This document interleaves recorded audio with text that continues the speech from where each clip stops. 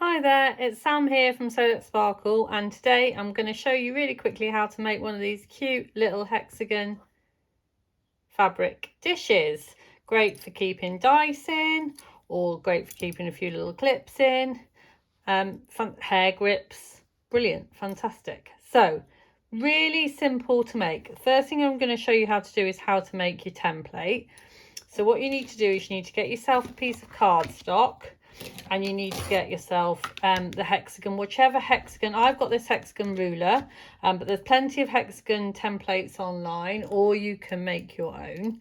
So what you want to do is decide what size hexagon you want and draw around your hexagon. You can take your time, do it nice and neat. And then you want to take your ruler, and from each edge you want to draw an inch in. So from each edge of your hexagon, take a little bit of time for this and make sure it's all lined up nicely. You need to draw an inch in, like this.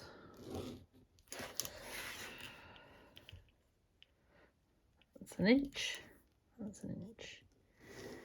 So there is your template. So what you want to do is you want to cut around the edge, and you want to cut this bit out of the middle. So this bit out of the middle.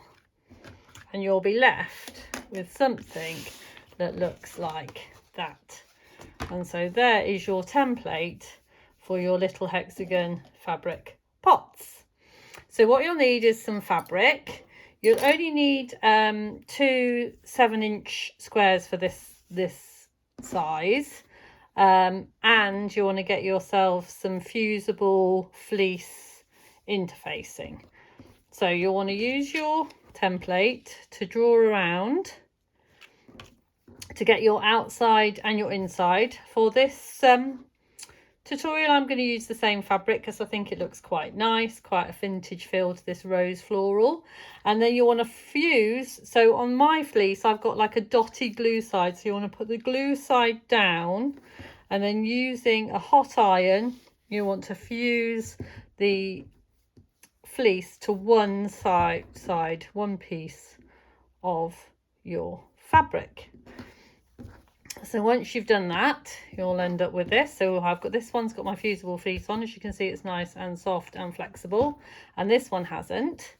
And then you'll want to line them up, clip if necessary, and then you want to sew around the edge, as close to the edge as you can, up to about 1/4 inch. You don't really want to do any a too big seam, as close as you can, leaving a gap for turning. So what I would do is I'd start here, sew along, sew all the way around, and stop here. So you're leaving a gap about this big. Here's one I've already sewn, and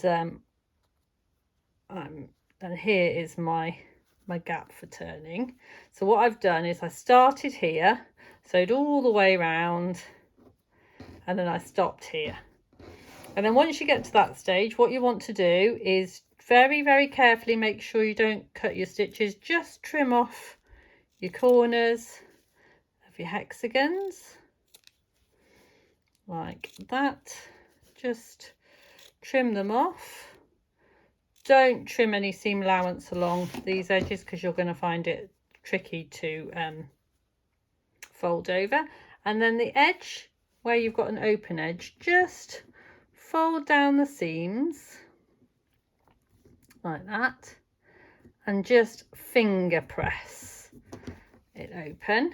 So you want to fold down the seams and just finger press it open like that.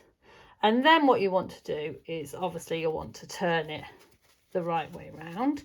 So if you just put your fingers through and then take the long corner to corner and pull it through like that.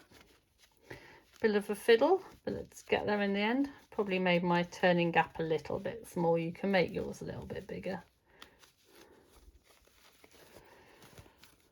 There we go. And then you might want to get yourself a bit of a pokey tool, something that will make your corners poke out nice and firm.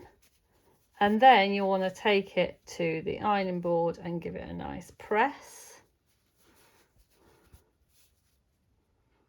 So there we have it. Excellent. I'm just going to take this to the ironing board and give it a bit of a press. Okay, so I've taken this to the ironing board and I've given it a bit of a press. As you can see, I've pressed the gap inside. So then what you want to do is you want to get your finished product. You might want to put a little bit of glue on there if you want to, or just put a clip in so you know where that is, because you're going to sew that up in a minute. And then put your template back on top and just turn it over to make sure that it's centered. Once it's centered and you're happy with it, use a heat erasable pen and draw on the inside like that. And then that is where you're going to sew. So here's one I've done earlier. So as you can see, I've sewn all the way along there, and I've also sewn top stitch along the edge to close up that gap. So once you've done that, what you want to do is you want to fold your corners together. So you're going to take your hexagon and you're going to, at one of the corners, you're going to fold them so it's flat together like that, and you're going to measure across 1/2 inch. So if you get your ruler, 1/2 inch, and then mark where the 1/2 inch mark is. I'm just going to pop my clips in because my clips are 1/2 inch across, so I can just tell that that's where it needs to be sewn. If you've got any kind of markers, then use them. So I'm just going to pop my clip in because I know it's 1/2 inch, and then I can sew there. And again, I'm going to do that with those. If you haven't got any clips, then just measure with your ruler. On the last one, you're going to need to do that to all of them. There we go. And then there is your nearly finished, nearly, not quite, your nearly finished pot. And then what you want to do is you want to get needle and thread here, and you'll want to, at your 1/2 inch mark, you're going to just sew in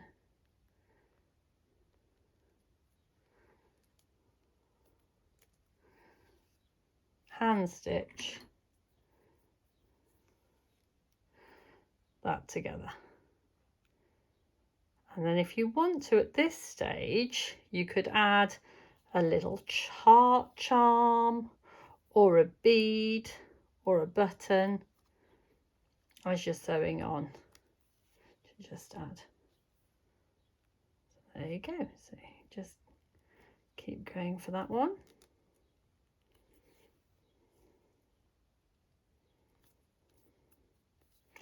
And you're going to do that for all of them.